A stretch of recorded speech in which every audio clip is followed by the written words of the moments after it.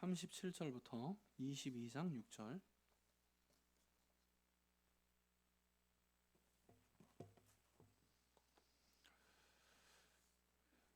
같이 읽겠습니다. 누가복음 21장 37절부터 22장 6절. 같이 읽죠. 시작. 예수께서는 낮에는 성전에서 가르치시고 밤에는 나와서 올리브산이라고 하는 산에서 지내셨다. 그런데 모든 백성이 그의 말씀을 들으려고 이른 아침부터 성전으로 모여들었다.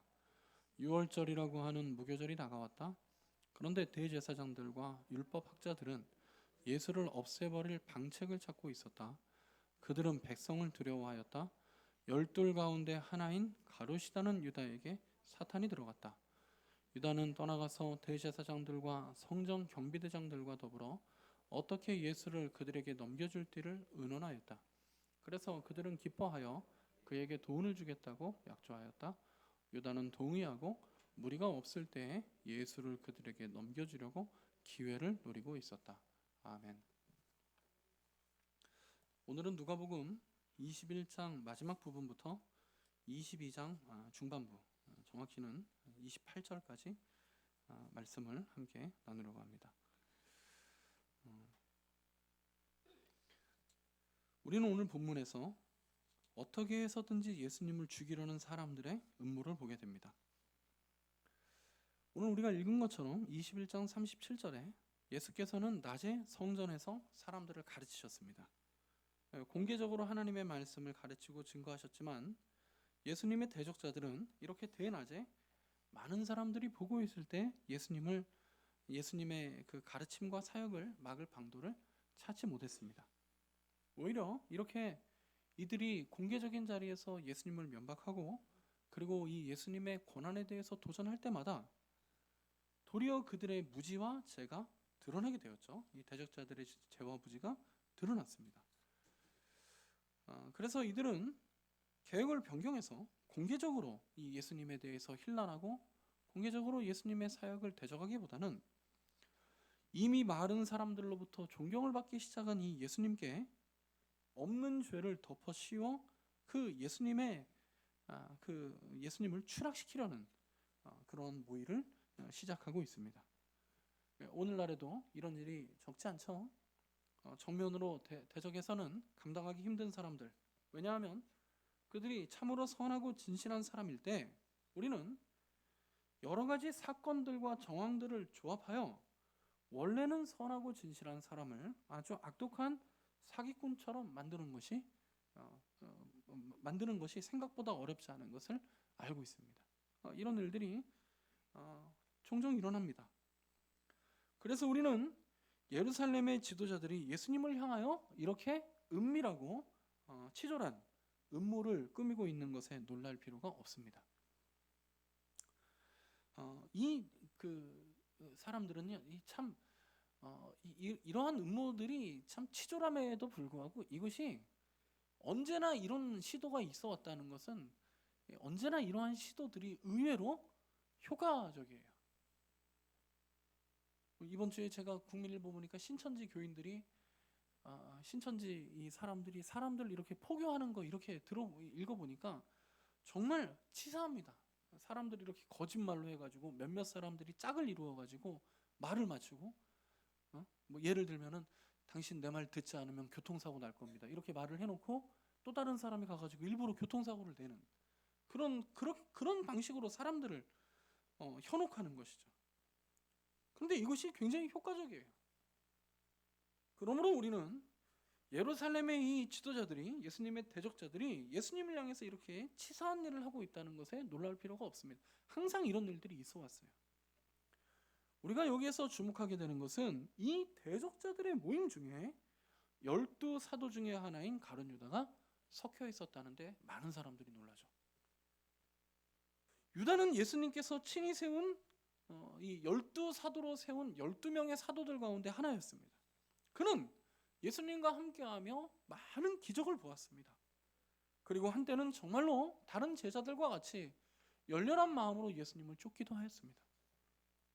그런데 이제 그 유다가 예수님을 해치고자 하는 사람들과 함께 어떻게 하면 우리가 저 예수를 처리할까 하는 방도를 함께 궁리하는 자리에 이 유다가 섞여 있었다는 거예요. 이것이 안타깝고 놀라운 일이죠. 많은 사람들이 저와 같은 목회자에게 왜 유다가 예수님을 배반하였는지를 묻습니다. 그러나 유다가 왜 예수님을 배반하였느냐 하는 것을 묻는 것은 복음서의 저자들의 의도를 무시하는 질문입니다. 복음서의 저자들은 한결같이 유다가 예수님을 배반한 이 사실을 충격적으로 전하고 있습니다. 유다가 예수님을 배반할지 다른 제자들도 몰랐어요. 저도 모릅니다. 저는 왜 유다가 그가 한때 자기의 생명을 바쳐 사랑했노라 고백했던 이 예수님을 이렇게 정면으로 배반하였는지 몇 가지 추측이 되는 건 있지만 정말 이 유다의 그 마음에 언제부터 유다의 마음에 이 생각이 생겼고 어떤 계기로 유다가 이 결정을 굳혔는지 수수께끼입니다. 사실은 충격입니다. 여러분, 근데 우리가 모르는 건 유다가 배신한 것만 모르는 게 아니라 우리가 모르는 건 많아요. 베드로는 예수님한테 회개했죠. 베드로도 예수님을 부인했지만 나중에 회개하죠. 베드로가 어떻게 회개했는지도 모릅니다. 우리가 예수님을 믿는 것도 모릅니다. 사실 모르기 때문에 놀라운 거죠. 여러분, 22장 23절, 우리가 이 본문 전체를 읽지 않을 텐데요, 22장 23절에 보면 21절부터 이렇게 같이 볼까요? 22장 21절부터 23절 시작. 그러나 보아라, 나를 넘겨줄 사람의 손이 나와 함께 상위에 있다. 인자는 하나님께서 정하신 대로 가지만 인자를 넘겨주는 그 사람에게는 화가 있다. 그들은 자기들 가운데 이런 일을 할 사람이 누구일까 하고 자기들끼리 서로 물었다. 아멘. 자, 여러분, 유다가 예수님을 배반할 것이라고 유다와 수년 동안 함께했던 그 동료 제자들조차 오늘 밤에 유다가 예수님을 배반하겠구나 이렇게 예측했던 사람이 한 명도 없었는 거예요. 누가 예수님을 배반할까? 우리들 중에. 제자들도 유다가 예수님을 배신할 것이라고 추측하지 못했습니다. 왜냐하면 사전에 유다가 내가 곧 예수님을 배반할 거야, 예수님을 팔아먹을 거야 하는 그런 징후를 보이지 않았기 때문입니다. 유다는 예수님을 향한 자신의 진정한 마음을 이 공동체 가운데서 완전히 은폐하고 있었습니다. 그는 버젓이 다른 제자들과 함께 예수님과 함께 했고, 예수님과 함께 먹고, 예수님과 함께 마시고, 주의 말씀을 듣고 예수님을 섬기고 있었습니다. 그래서 제자들도 우리도 유다가 왜 예수님을 배반했는지 알지 못하는 거예요. 하지만 본문의 강조점은 유다가 자신의 정체를 이렇게 그 공동체 가운데 철저하게 숨기고 있었다는 것이 아니라, 우리가 여기서부터도 경고를 받고 교훈을 받아야 할 점이 분명히 있기는 하지만 이 본문 전체를 우리가 볼 때 이 강조점은 여기 이 맥락에, 누가복음 우리가 지금 읽은 21장 37절부터 30절까지 22장 30절까지 이 맥락에 가장 큰 메시지는 유다가 자신의 정체를 이렇게 철저하게 숨기고 있었다는 데에 있는 것이 아니라 예수님께서 이 모든 사건의 내막을 다 알고 계셨다는 데서 발견할 수 있습니다. 예수님께서는 알고 계셨습니다. 우리는 모르죠. 제자들도 몰랐고요. 우리도 몰라요. 유다가 왜 예수님을 배반했는지, 언제 주님을 배반했는지 우리가 모릅니다. 모르는데 예수님은 알고 계셨어요. 우리가 방금 읽었죠. 21절 22절에 보니까 보아라, 나를 넘겨줄 사람의 손이 나와 함께 상위에 있다. 알고 계셨어요. 주님은 알고 계셨습니다. 예수님께서는 유다의 상태를 분명히 아셨습니다. 그리고 예수님께서는 유다의 마음만 알고 계셨던 것이 아니라 예루살렘의 제사장들이나 대적자들이 예수님에게 죄를 덮어 씌워 죽이려는 모의에 대해서도 알고 계셨습니다. 다 알고 계셨습니다. 전부 다 알고 계셨습니다. 22장 37절에 보면 예수님께서 이렇게 말씀하시죠. 내가 너희에게 말한다. 그는 무법자들과 한패로 몰렸다고 하는 이 성경 말씀이 내게서 반드시 이루어져야 한다. 과연 나에 대해 관하여 기록한 일은 이루어지고 있다. 알고 계셨어요.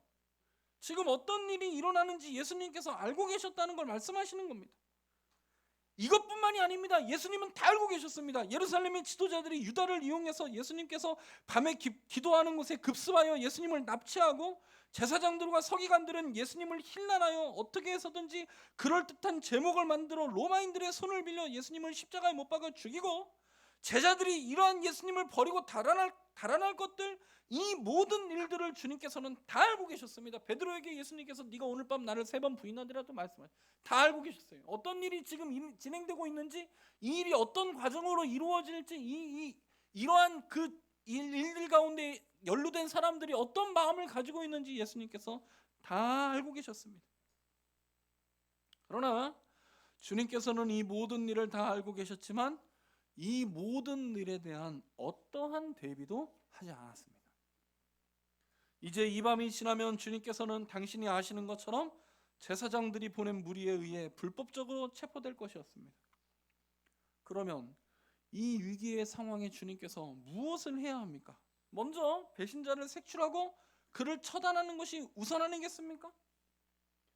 이 배신자들을 혹은 이 배신자들을 이렇게 드러내지 않는다면 이를 이용하여 대적자들의 계획을 알아내는데 첩자로 사용하는 것도 괜찮을 것입니다. 그런데 주님께서는 많은 일들을 할 수 있고 많은 일들을 해야 할 것 같은 이 중요한 시간을 어떻게 사용하고 계십니까? 제자들과 함께 식사하는데 사용하고 계십니다. 이것이 오늘 본문의 요지입니다. 이 위기의 순간에, 흔히 정치하는 사람들이 말하는 이 골든타임에 해야 할 것들이 많은 이때에 주님께서는 제자들과 함께 떡을 떼시고 잔을 나누고 계셔요.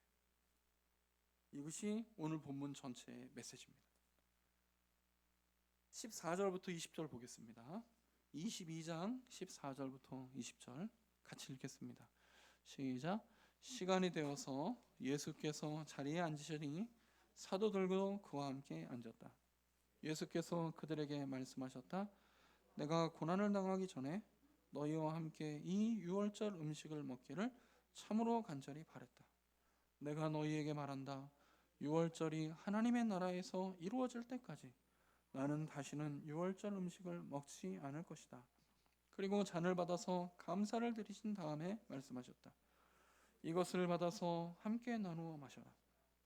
내가 너희에게 말한다. 나는 이제부터 하나님의 나라가 올 때까지 포도나무 열매에서 난 것을 절대로 마시지 않을 것이다. 예수께서는 또 빵을 들어서 감사를 드리신 다음에 떼어서 그들에게 주시고 말씀하셨다. 이것은 너희를 위하여 주는 내 몸이다. 이것을 행하여 나를 기억하라. 20절 시작. 그리고 저녁을 먹은 뒤에 잔을 그와 같이 하시고서 말씀하셨다. 이 잔은 너희를 위하여 흘리는 내 피로 세우는 새 언약이다. 아멘. 여러분, 예수님께서 이 밤에 제자들과 함께 우리가 흔히 말하는 마지막 저녁 식사를 하고 계십니다. 여기 보면은 예수님께서 감사했다는 구절이 몇 번 반복됩니다. 떡을 떼시고 감사하고 잔을 가지고 감사하고.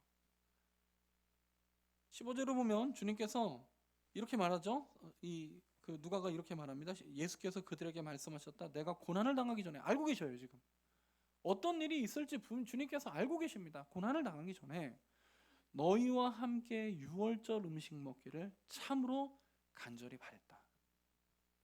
참으로 간절히. 예수님의 마음은 지금 오늘 저녁 이 밤이 지나고 나면 당신께서 잡혀서 고난당하시고 죽임을 당하는 이 밤에 내가 너희와 마지막으로 저녁 식사하기를 원했다. 정말 간절히 원해. 그리고 지금 먹고 있어요. 그래서 어떻게 합니까? 감사하고 계세요. 17절에도 보면 잔을 받아서 감사하신 후에 이렇게 하죠. 19절에 보면 예수님께서 또 빵을 들어서 감사를. 여러분, 이 마지막 저녁 식사는 분위기가 어둡지 않습니다. 무슨 일이 지금 일어나고 있는지 다 아시는 예수님께서 이 자리를 꿋꿋하게 지키시면서 감사. 요한복음은 어떻게 했냐면 요한복음 사복음서의 저자들이 다 이 마지막 저녁 식사에 대해서 기록하고 있는데 어떤 저자도 이 마지막 이 제자들과 함께 예수님을 저녁 식사하는 이 광경을 슬프게 묘사하지 않습니다. 요한복음의 저자는 예수님께서 제자들을 사랑하실 때 끝까지 사랑하셨다. 그리고 이 이야기를 합니다. 여러분이 저녁 식사는 정말 따뜻하고 행복하고 감사가 충만한 저녁 식사입니다. 그래서 우리는 이 구절에 주목하게 되는 것입니다. 주께서는 지금 주변에서 매우 심각한 일들이 진행되고 있음에도 불구하고 심지어 자기의 제자가 지금 자기를 팔 결정을 했음에도 불구하고 이 식사의 자리를 포기할 생각이 없었습니다. 왜 그렇습니까? 이 식사의 자리는 유월절 음식의 자리였다. 유월절은 구약의 가장 중요한 절기였습니다. 이는 이스라엘이라는 나라가 애굽에서 건진받은 날입니다. 그래서 이스라엘이라는 나라가 정식적으로 이 땅 가운데 출범하여 하나님께서 당신의 백성을, 이스라엘이라는 나라를 당신의 백성으로 삼으신 표지의 날입니다. 그런데 주님께서는 18절에 뭐라고 말씀하시죠? 유월절이 하나님의 나라에서 이루어질 때까지 다시는 유월절 음식을 먹지 않겠다. 유월절을 끝내고 계십니다. 예수님께서는 이제 더 이상 이 유월절에 당신이 참여하지 않을 것을 선언하십니다. 이 말이 무슨 말입니까? 이제 유대 백성이기를 예수님께서 포기하시는 거예요. 유대인들과의 관계를 끊어내시겠다는, 이 유월절이라는 것은 유대인들의 정체성이 담긴 절기예요. 유대 민족의 시작이 담겨 있었어요. 시작이 담겨 있습니다. 이 민족의 시작과 끝이 여기 담겨, 이 하나님께서, 이 유대인들은 우리가 하나님의 백성이라는 것이 그 민족의 정체성이었는데 그 사건이 유월절로 말미암아 시작되거든요. 민족 전체를 묶어내는 것인데 예수님께서 나는 이제 이 유월절 음식에 참여하지 않겠다. 이제 이스라엘이라는 민족은 하나님의 아들로 말미암아 하나님의 나라를 대표하지 못하게 되는 거예요. 하나님의 아들께서 친히 이 백성은 내 아버지의 나라가 아니라고 선언하십니다. 나는 이제 이 나라에 함께하지 않겠다. 이스라엘은 하나님의 말씀에 지속적으로 순종하지 않았으며 기어이 하나님의 아들마저 거부했죠. 그래서 이제 하나님의 백성으로서의 그 신분이 빼앗겨진 거예요. 끝난 것입니다. 그러므로 주님께서는 이 옛 언약의 시대를 종식하시며 또한 새로운 시대의 계시를 선언하셨습니다. 주께서는 본래 구약의 구원을 기념했던 이스라엘이라는 나라를 세웠던 그 떡과 포도주, 무교병을 먹었죠. 그래서 여러분, 우리가 성찬식 할 때 원래 옛날 목사님들은 카스테라를 쓰지 않고 그 설탕을 넣지 않은 그 빵을 굽지 않았습니까? 지금도 그렇게 하는 교회들이 있습니다. 이스라엘 백성들이 먹었던 무교병, 이 마차라고 하는데요. 여러분들이 집에서 설탕 넣지 않은 크래커처럼 생긴 거예요. 이게 좀 바스럭거립니다. 그래서 교회에서 비싸기도 하고 바스럭거려가지고 저희는 그냥 카스테라를 쓰는데, 이 무교병, 이 떡과 잔을 원래는 구약의 백성들의 구원을 상징했던 이 떡과 포도주를 이제 당신의 몸과 피를 기념하는 것으로 바꾸사 새롭게 되어진 이 표지를 통하여 새로운 언약, 곧 당신의 죽음과 부활을 통하여 세우시는 교회의 시대를 제자들에게 선포하고 계셔요.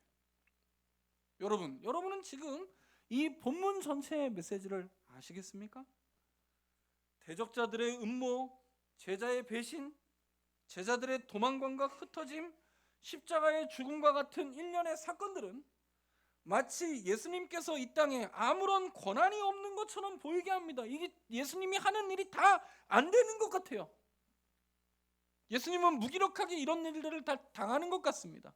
그러나 여러분, 예수님께서는 지금 이 중요한 시간을 허비하고 계신 것이 아니라 잘 사용하고 계신다는 거예요. 이게 누가의 강조점이에요. 복음서의 기자들이 말하고 싶은 게 이거예요.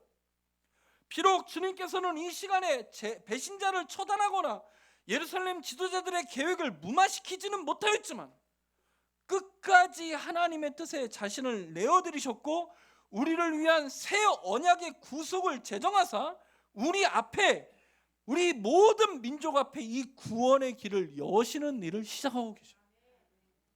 많은 사람들이 유다가 왜 그리스도를 배신하였는지를 묻지만 누가는 왜 주님께서 우리를 위하여 이렇게까지 헌신하였는지를 저와 여러분들에게 묻고 있습니다. 유다가 그리스도에게서 돌아선 것도 놀랍지만 그리스도께서 유다나 그의 모든 조력자들의 함정을 피해갈 수 있었음에도 불구하고 그 길을 그대로 걸어가사 저와 여러분 앞에 구원의 길을 여신 것은 더욱 놀라운 일입니다. 여러분, 무엇이 놀라운 것인지를 잘 보십시오. 우리가 진정으로 생각해야 되는 것이 무엇인지를 잘 기억하십시오. 이것은 너희를 위하여 주는 내 몸이다. 이 잔은 너희를 위하여 흘리는 내 피로 세우는 새 언약이다 하신 주의 말씀을 곰곰이 묵상하십시오. 너희를 위하여 주는 나의 몸이다. 이 잔은 너희를 위하여 흘리는 내 피로 세우는 새 언약이다. 여러분, 이것이 무슨 말인지 잘 기억하십시오. 예수 그리스도의 죽음과 부활은 아무것도 없는 가운데 이 땅에 선포된 창조의 말씀과 같습니다. 그리스도는 하나님의 구원의 역사를 이 땅에 이루시는 하나님의 말씀이 되십니다. 너희를 위하여 주는 내 몸이다.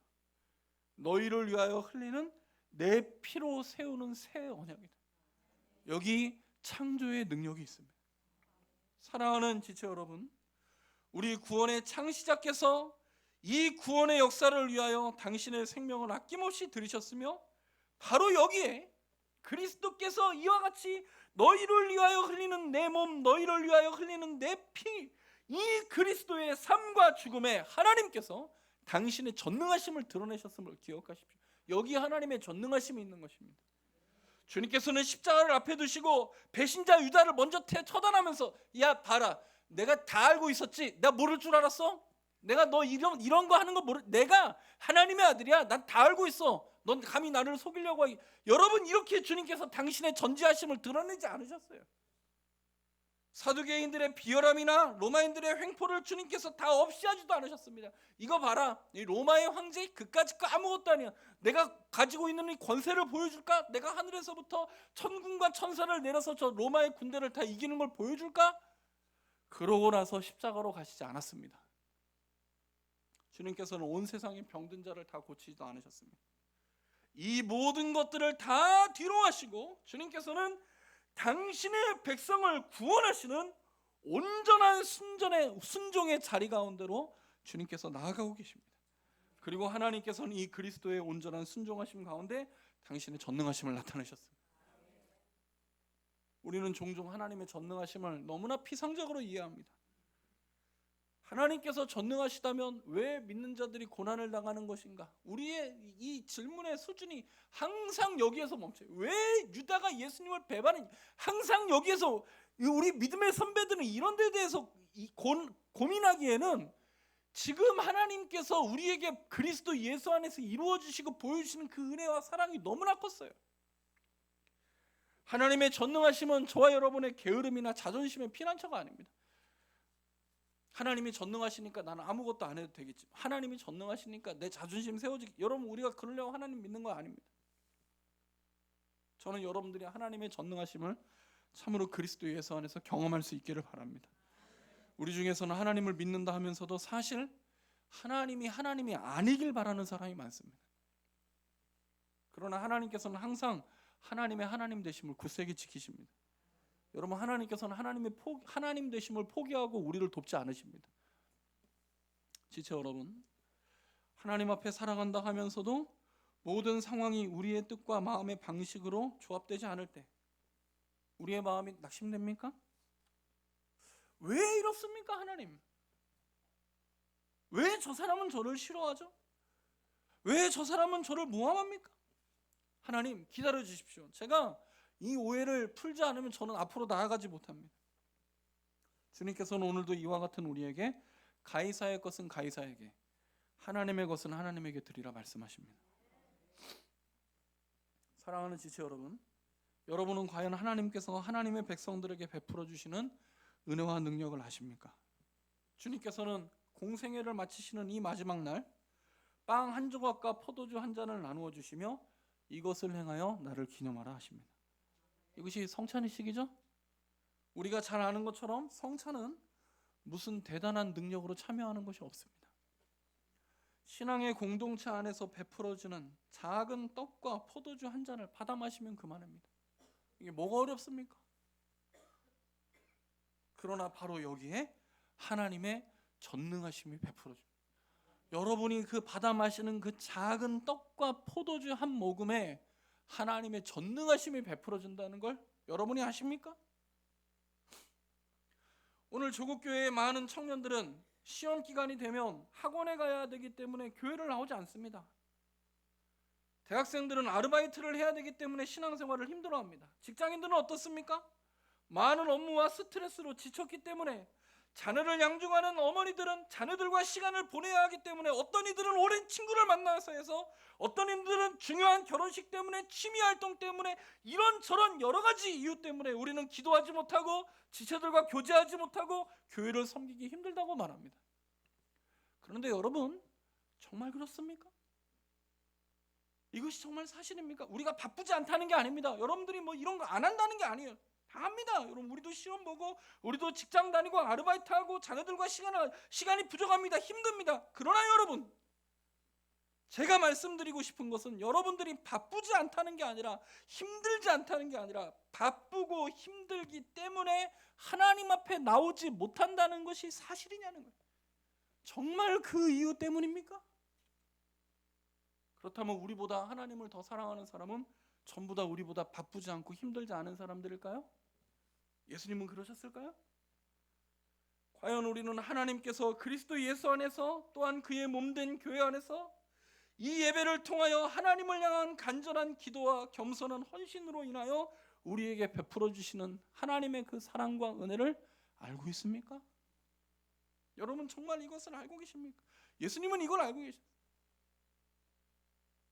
예수님께서는 이 주께서 당신의 백성들에게 나누어 주시는 이 떡과 이 잔, 이 은혜의 표징 가운데 하나님께서 당신의 전능하신 능력을 베푸신다는 걸 알고 계셨어요. 그래서 이 자리를 지키셨어요. 우리도 예수님처럼 흔들리지 않고 날마다 하나님의 은혜의 보좌 앞으로 담대히 나아갈 수 있기를 바랍니다. 오늘 하나님께서 저와 주의 백성들에게 이와 같은 하나님의 은혜를 넘치게 하여 주시기를 주의 은혜로 축원해 드립니다. 네, 우리 성경 말씀 암송하겠습니다. 사도행전 1장 8절.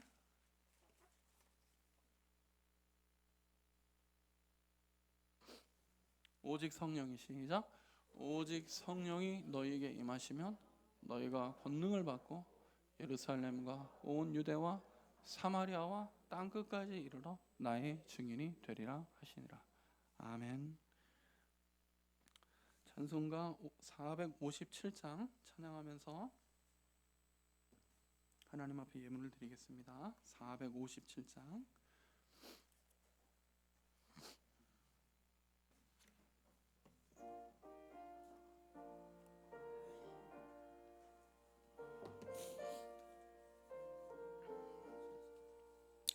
겟세마네 동산에 주를 생각할 때에 근심이나 걱정을 외면할 수 있을까? 나를 항상 버리고 주를 따라가리라. 빌라도의 뜰에 선 주를 생각할 때에 수치됨과 아픈 것 못 견딜 수 있을까? 길이 참고 묵묵히 주를 따라가리라. 갈보리산 올라간 주를 생각할 때에 나의 받는 괴로움을 비교할 수 없으니 십자가를 지고서 주를 따라가리라.